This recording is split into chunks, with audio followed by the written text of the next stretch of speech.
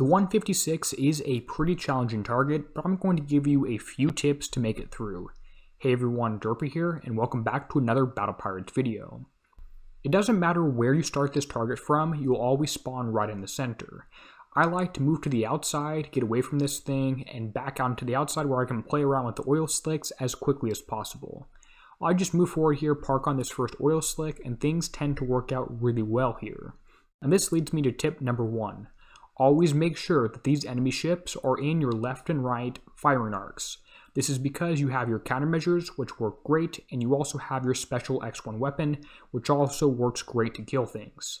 Tip number 2 is coming up quickly, and that's stay within the minimum firing range of the the Proto-Nemesis. This is because this thing has a really high minimum range, so you can get really close to it and take very little damage.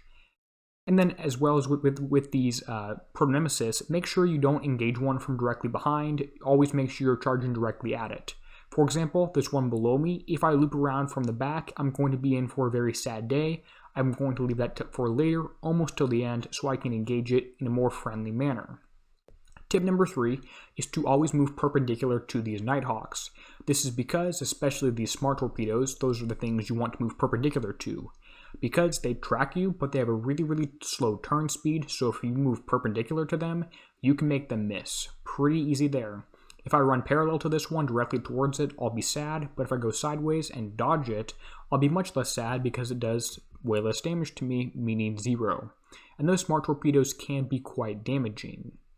If I can notice that even when I'm close to the ship, I'm still going to stay moving because it still has the chance to spit out a smart torpedo.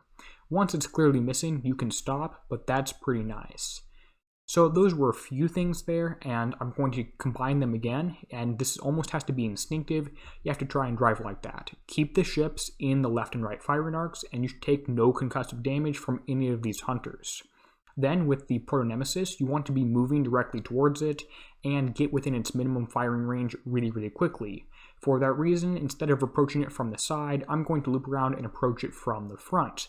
This works out really nicely here. Unfortunately, I'm not able to use an oil slick for this one to speed it up towards me, but I was able to get close to it really quickly, so I haven't taken a ton of damage. If I do this right, and I'm sure I will, at least in the video I'm going to post, I will get instant repair on map. Or instant repair in the base. On map, much more difficult. I probably won't be getting that anytime soon.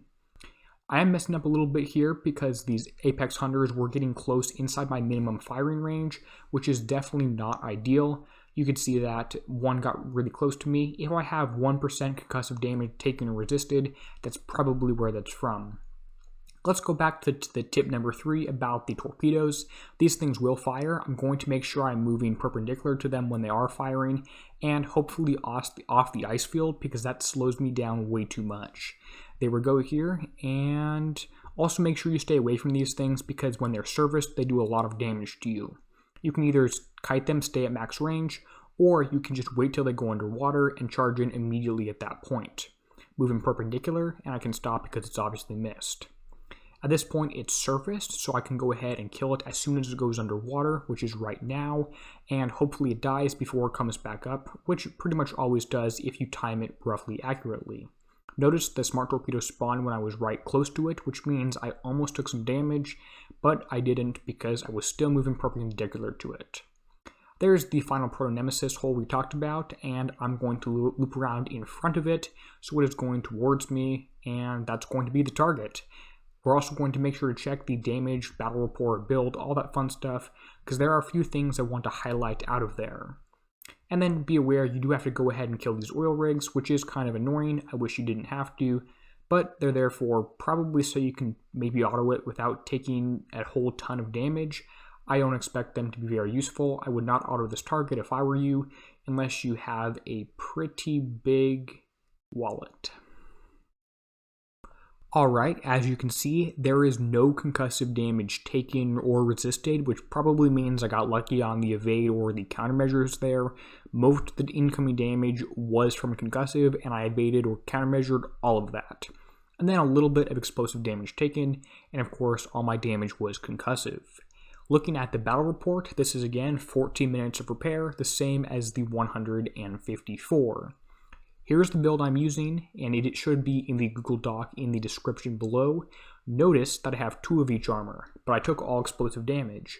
If I were building from scratch today, or I had tokens and the armor blueprints to refit, I would go all 4 explosive armor plates. If you wanted a crew to add on, the Steelheads crew is my #1 choice, with the move speed crews of the Silent Hunters, and the turn speed / evade crew of Sea Serpents being potential secondary crews to use if you don't have Steelheads or you want to burn off some extra ones. Let me know if you have any questions on the 154 or the 156 this video, and I'll get those answered. Thank you to the wonderful channel members whose names appear on screen, and as always, this is Derpy, signing out, helping you be a better pirate.